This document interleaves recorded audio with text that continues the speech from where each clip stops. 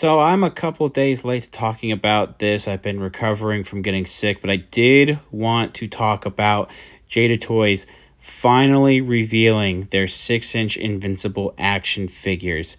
Very excited for the potential of this line. I believe they said they want to do at least 2 more waves. I think they said they have 2 other waves planned after this one here.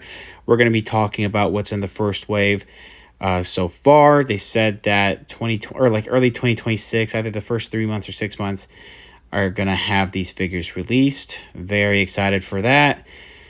And yeah, there's some other stuff that they talked about. I can glance over those a little bit towards the end, but I really just mostly wanted to talk about the Invincible stuff. And I'm so glad we finally have some 6-inch action figures. And you're looking at actually the images from their Instagram story. I have some other images from Inpursuitoftoys on Instagram, so I'll leave links for those in the description below. I'll leave a link for Jada Toys Instagram down there too, because they started taking some more photos and leaving it on their Instagram. Very excited for this mark right here. The reason why they said they're starting off with the blue and black mark here is because we have other companies that have made the more traditional yellow and blue Invincible, which I can understand that. I like both costumes. I like the one with the yellow a little bit more, but I like both costumes. You know, Diamond Select Toys already made a Season 1 mark, so it does make sense they want to start with this one here to be a little bit more unique, and I'm sure at some point we're going to get that yellow and blue mark in the Jada Toys line. This is a very good looking figure. I think they said it's either for this line or for their figures moving forward. I can't remember what they said, but this is a blueprint. This figure's articulation is a blueprint moving forward, which is really awesome. This thing has damn near import level quality articulation where you see those butterfly joints there. You do have what looks like to me, 2 types of ball joints in the torso articulation. Then you have some more, which, you know, imports have this, but more traditional, 6-inch action figure articulation, like double jointed elbows and knees and thigh swivel. And I see a toe hinge here. So that is really interesting to see all of that. Now, these images are a little bit farther away, and I was just screenshotting real quick from their Instagram story. So I do really want to see what the professional images are going to be more like. And what other accessories we're going to get there. I really hope it's kind of more leaning towards being more accurate to either the comic or show. This is definitely going to be more show-oriented, I feel like. Compared to the Cyberpunk figures I have, which I like those, but they don't entirely capture the anime likenesses of those. But they're still I think they're still really good. Now, I do want to talk about Kid Omni-Man here. And one thing that you might not see in this image here, or at least it's not going to be that apparent. Maybe it'll be in Conquest, but which I already spoiled Conquest. A lot of you know what's going on already with this, these reviews. But we have some paint splotching on these prototypes, which is a little disappointing to see. It's their first time being shown off. It'd be great if they didn't have that, but things aren't perfect. I'm sure something happened along the way for where these were getting paint splotches. Hopefully that's not indicative of what we're getting in the final products of these figures. Kid Omni-Man, though, Oliver here looking pretty good. Excuse me. It looks like we have, and I can't tell entirely because, again, these images are a little bit farther away when they were doing it on their story, but this particular figure looks like that yellow and red in the logo there has like sculpt separation, looking really nice. I really dig that head sculpt. I think that's a pretty show accurate head sculpt, honestly. And everything else, like the way they're hiding articulation, looks pretty good with like, you have his pants and then you have his skin tone and there's articulation at the thigh section there. So, that gets hidden like that. That's pretty nice. And then the rest of this still looks really good. And, toe hinge on this too. I mean, it's not a super small figure or anything. It's going to be, I predict, like maybe an inch shorter than Invincible. I could be wrong, maybe even shorter than that. But, I mean, toe hinge on this already. It's pretty nice. I feel like the joints in the hands are really, really big. A little too big, but not too bad going on with this one here. And Conquest. So this is definitely a Season 3 focused type of wave here. Really hoping we get Omni-Man and Adam Eve and other characters like Rexplode, even Robot, because of this. This looks awesome. I am really digging how Conquest looks. I feel like there's two...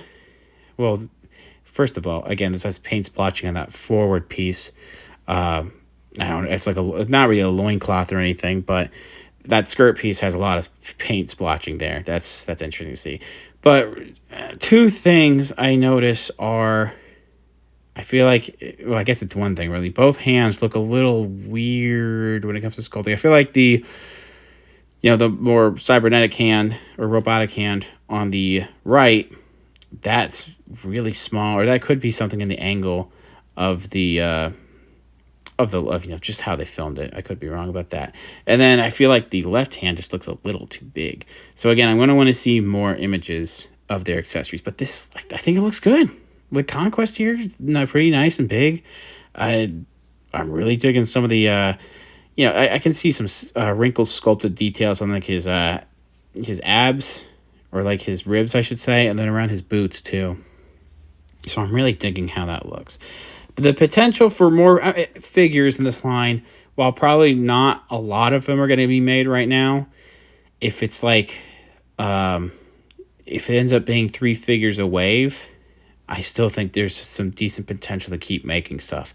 I'm going to predict stuff like Rexplode, Omni-Man, eventually a more classic-looking Invincible, Adam Eve, Alan the Alien.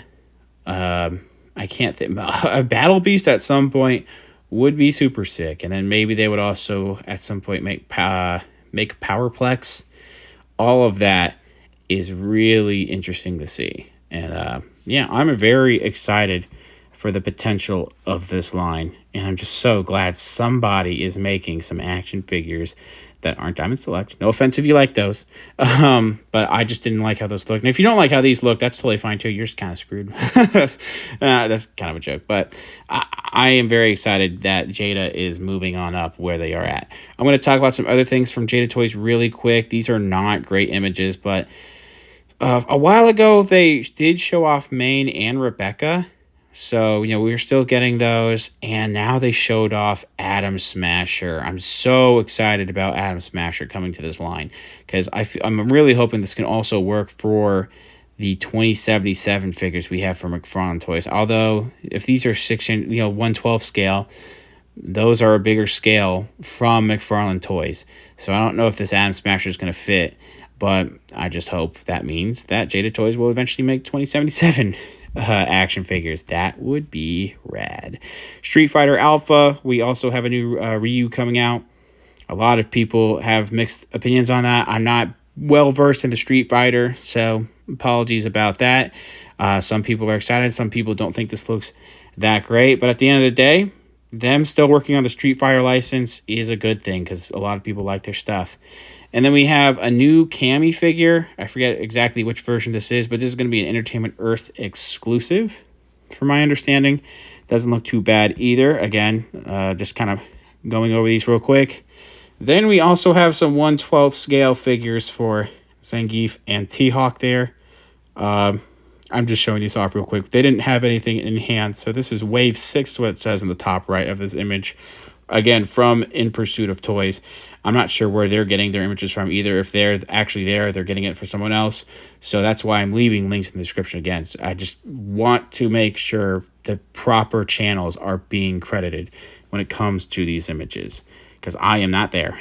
And then last but not least, just really going over quick stuff again, Shaggy and Scooby-Doo were already revealed for the 6-inch or 1/12 scale, I should say, Scooby-Doo line. They have some monster characters revealed there, and the sneak peek is they're going to be making Daphne at some point. So they're probably going to trickle out more of the main cast and probably some of the other monsters as time goes on. So not personally interested in Scooby-Doo action figures. I loved that as a kid, but wouldn't want to get any action figures at this rate in the course of my life. But still not bad stuff being revealed. I mostly was talking about the Invincible stuff, of course, but Jada Toys is, if you haven't yet, they're a company to watch out for. They've proven time and time again that most of their stuff, from my understanding, that they are a very competent company to be making these action figures. And with the proper licenses, you know, like what I mean is like it's like a little bit more popular eventually, I could see them doing some really, really great things. Very excited for those Invincible figures, like I said. Thanks for watching, guys. Please subscribe to the channel if you haven't already. Comment down below what you think about these figures and your thoughts on everything. Again, I'm trying to have proper links of credit in the description below if you want to go and check those out. Thanks again for watching, and see you guys later.